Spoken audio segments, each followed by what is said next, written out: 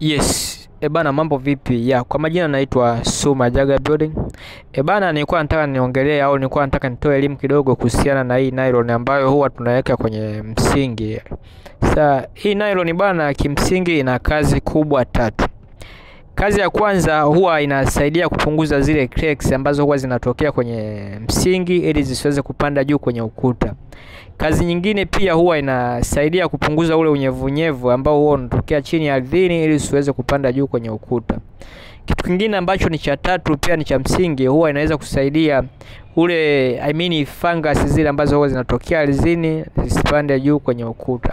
Na ndio maana sometimes unakuta mtu umefanya decoration yako nzuri, umepiga rangi yako vizuri, lakini mwisho wa siku unakuta ile rangi uliyoipaka kwenye nyumba inabanduka, ukuta unamongonyoka.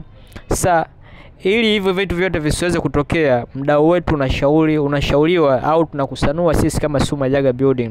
Ukumbuke au mkumbushe fundi wako asisahau kukuwekea hii. Sasa ni jukumu letu sisi kama Suma Jaga Building kuweza kukusanua au kukukumbusha wewe mdau wetu unaotufuatilia. Maana sio kila fundi tukamuita kuja kukujengea wewe atakuwa na uelewa kuhusiana na haya mambo tunaoyaelezea hapa. Sasa unaweza ukawa unatusikiliza, unatufuatilia ili uweze kujifunza vitu mbalimbali kuhusiana